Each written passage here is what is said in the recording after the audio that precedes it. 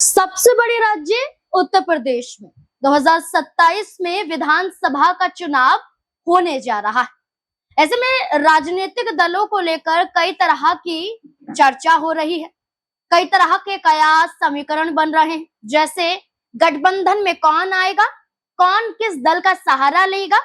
ऐसे में जहां अखिलेश से लेकर चंद्रशेखर आजाद और कांग्रेस ने मायावती की जमकर तारीफ की, तो वहीं दूसरी तरफ ओपी राजभर ने समाजवादी पार्टी पर कीचड़ उछालने में कोई कसर नहीं छोड़ी, जबकि खुद 2022 का विधानसभा चुनाव सपा के साथ मिलकर लड़ चुके थे। अब्बास अंसारी जो भाजपा के विधायक हैं, लेकिन ओपी राजभर के बयान के चलते सपा के संपर्क में माने जा रहे हैं।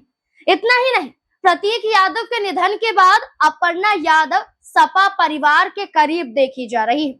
ऐसे में ही कई तरह के सवाल खड़े हो रहे हैं कि राजनीतिक गलियारों में कई चेहरे हैं, जो किसी दल के समर्थन में बयान दे रहा है, तो कोई किसी दल के पक्ष में नजर आ रहा है, तो कोई किसी दल का विरोध कर रहा है। ऐसे में ही अपना दल कमेरावादी पार्टी की अध्यक्ष पल्लवी पटेल को लेकर भी यूपी में चर्चा शुरू हो गई है। सवाल है कि पल्लवी पटेल सपा के सिंबल पर चुनाव लड़ चुकी है, जीत भी चुकी है, लेकिन मनमुटाव के चलते सपा से दूरियां बढ़ गई। लेकिन क्या अब सपा के साथ मिलकर 2027 का विधानसभा चुनाव लड़ेंगे पल्लवी पटेल या फिर नहीं? दरअसल उत्तर प्रदेश के सिराथू से समाजवादी पार्टी विधायक पल्लवी पटेल के तेवर लगातार बदलते दिख रहे हैं। महिला आरक्षण बिल को लेकर हुई यूपी विधानसभा में चर्चा के दौरान उस वक्त वे भारतीय जनता पार्टी पर आक्रामक दिखाई दी।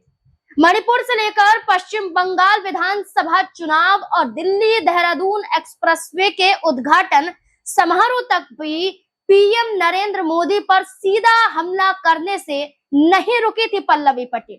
हालांकि पिछले कुछ समय में उनके निशाने पर समाजवादी पार्टी के अध्यक्ष अखिलेश यादव भी रहे। इसमें कोई ये बात नजर नहीं आती है कि उन्होंने किसी के खिलाफ या किसी के पक्ष में ना बोला। अब ऐसे में ये समझ में नहीं आता है कि पल्लवी पटेल आखिरकार करना क्या चाहती हैं। चलिए आज इसी पर इस रिपोर्ट में चर्चा करते हैं कि क्या समीकरण और बैठ रहे हैं कि पल्लवी पटेल आने वाले विधानसभा चुनाव में क्या कदम उठा सकती हैं। नमस्कार, मैं हूं नाज़मीन खान, आप सभी का बहुत बहुत स्वागत करती हूँ। पल्लवी ने की अलग पहचान बनाने में मेहनत। पल्लवी पटेल उत्तर प्रदेश के उन नेताओं में गिनी जाती हैं जिन्होंने क्षेत्रीय राजनीति में अपनी अलग पहचान बनाई। पल्लवी पटेल उत्तर प्रदेश में ओबीसी, दलित और सामाजिक न्याय की राजनीति को केंद्र में रखकर सक्रिय रही। वे अक्सर आरक्षण, सामाजिक प्रतिनिधित्व और पिछड़े वर्गों के मुद्दों पर मुखरता से बोलती हुई दिखाई दी। वे अपना दल के संस्थापक डॉक्टर सोनेलाल पटेल की बेटी हैं और केंद्रीय मंत्री अनुप्रिया पटेल की बहन है। वर्तमान में वे सिराथू विधानसभा सीट से विधायक हैं और अपना दल कमेरावादी के प्रमुख नेताओं में शामिल है। पिता सोनेलाल पटेल के निधन के बाद बहनों में पार्टी कमान को लेकर हुए मनमुटाव के बाद राहें अलग हो जाती हैं। एक और कृष्णा पटेल और पल्लवी पटेल दिखाई देती हैं, तो दूसरी और उनकी बहन अनुप्रिया पटेल और उनके समर्थक नजर आते हैं। ये विवाद इतना बढ़ जाता है कि पार्टी के दो हिस्से बन जाते हैं।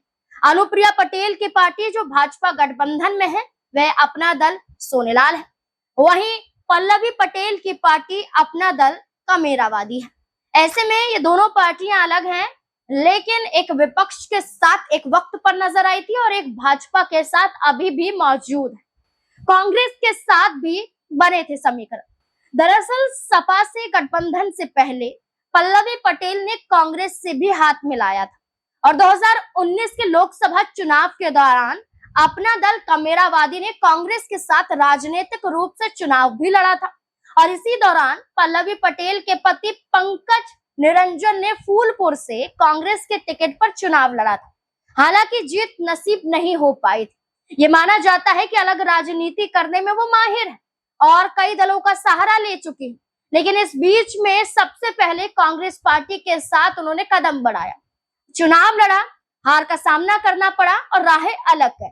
2022 में केशव मौर्य को हराया। कांग्रेस के बाद पल्लवी पटेल ने समाजवादी पार्टी संग गठबंधन कर 2022 में मिलकर विधानसभा चुनाव लड़ा था। इस गठबंधन के तहत अपना दल कमेरावादी को सपा ने कोई सीट नहीं दी थी, लेकिन पार्टी के नेताओं को सपा के सिंबल पर चुनावी मैदान में उतारा जरूर था। ऐसे में भले ही पल्लवी पटेल अपना दल कमेरावादी के नेता, लेकिन विधानसभा में उनकी गिनती सपा विधायक के रूप में होती। सिरातू विधानसभा सीट पर यूपी चुनाव 2022 के दौरान पल्लवी पटेल ने यूपी भाजपा में नंबर 2 के डिप्टी सीएम केशव प्रसाद मौर्य को हराकर विधानसभा में प्रवेश किया था, एंट्री की थी। पल्लवी पटेल अपना दल कमेरावादी को मजबूत करती हुई सिर्फ 2022 से ही नजर आई। इससे पहले परिवार का जो कलेश था वो देखने को मिला था। इसके बाद कई दलों को बदलने की चर्चा थी, लेकिन जैसे जो सपा के साथ आई थी तब से ही उनकी सक्रियता और भी ज्यादा मजबूत हो गई थी। कई राजनीतिक दलों से समझौते की कोशिश। 2023-2024 में अपना दल कमेरावादी विपक्षी इंडिया गठबंधन का हिस्सा भी बनी रही थी। पल्लवी पटेल ने भाजपा के खिलाफ विपक्षी एकता का समर्थन किया था। हालांकि सीट बंटवारे और राजनीतिक रणनीति को लेकर समाजवादी पार्टी से मतभेद सामने आने लगे थे। गठबंधन में अपनी भागीदारी कम और उन्हें अनदेखा करने का आरोप समाजवादी पार्टी पर लगने लगा था। खुद पल्लवी पटेल ने ये आरोप लगाए थे और इसके बाद पल्लवी पटेल ने सपा से अपनी राहें अलग कर ली थी। यहाँ तक चर्चा थी कि वो सपा सिंबल से विधायक हैं और वे अपने पद से इस्तीफा दे सकते हैं। हालांकि ऐसा नहीं हुआ, लेकिन कई दलों के साथ पल्लवी पटेल ने अपने संबंध मधुर करने की कोशिश भी की थी, जिसके चलते बात करें 2024 लोकसभा चुनाव की, तो 2024 लोकसभा चुनाव से पहले पल्लवी पटेल ने समाजवादी पार्टी से दूरी बनाते हुए असदुद्दीन ओवैसी की एआईएमआईएम के साथ मिलकर पीडीएम मोर्चा बनाया था, जिसमें पिछड़ा, दलित और मुस्लिम वर्ग को शामिल किया गया था। इस गठबंधन का उद्देश्य पिछड़े, दलित और मुस्लिम समुदाय के लिए अलग राजनीतिक मंच तैयार करना था। इस मोर्चे में कुछ अन्य छोटे दल भी शामिल हुए थे। स्वामी प्रसाद मौर्य की बात करें तो पल्लवी पटेल के साथ देखे गए थे। चंद्रशेखर आजाद की बात करें तो वो भी साथ आए थे। हालांकि इन सबसे इतर चर्चा बसपा संग हाथ मिलाने पर भी थी। ये कहा जाता था उस वक्त की पल्लवी पटेल बसपा से गठबंधन करना चाहती है।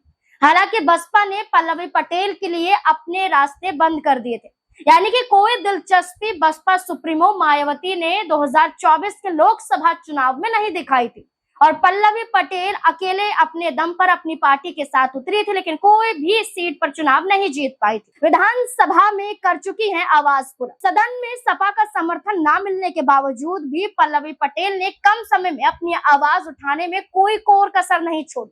ऐसे में बीते कुछ दिनों पहले ही, या यूं कहें कि 1 महीने पहले, यूपी विधानसभा के विशेष सत्र के दौरान कई बार पल्लवी पटेल ने अपने मुद्दे उठाने और आवाज उठाने की कोशिश की थी।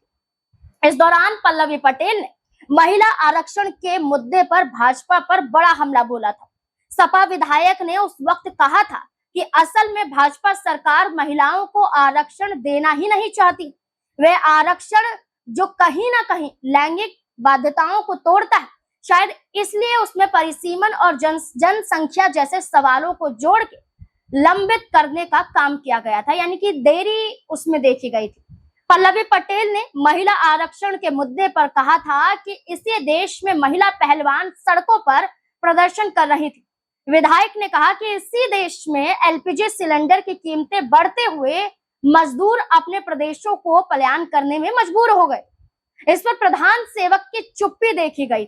वे कहीं झालमुड़ी खा रहे थे तो कहीं फोटोग्राफी करते हुए नजर आ रहे थे, कहीं बच्चों के साथ फुटबॉल खेल रहे थे। तो ऐसे में कई ऐसी तस्वीरें सिर्फ और सिर्फ उनके लोकप्रियता को लेकर सामने आई।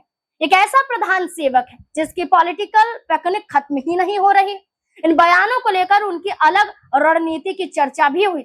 अब कुल मिलाकर कहा जा रहा है कि भाजपा पर निशाना पल्लवी पटेल हमेशा से साधती हुई नजर आई और अन्य विपक्षी दलों का सहारा लेने की कोशिश भी करती रही। इस आगामी विधानसभा चुनाव में सपा के साथ क्या पल्लवी पटेल फिर जाएंगी, या अकेले अपने दम पर, जैसे लोकसभा चुनाव में देखी गई थी, ऐसे 2027 के विधानसभा चुनाव में देखी जाएंगी? ऐसे कई बड़े सवाल यहाँ पर खड़े हो रहे हैं। पल्लवी पटेल को लेकर ये कहा जा रहा है कि बेशक उन्होंने सपा से अपने रास्ते दूर कर लिए थे, लेकिन रह रहकर सपा के समर्थन में कई बार कई बड़े बयान भी दिए।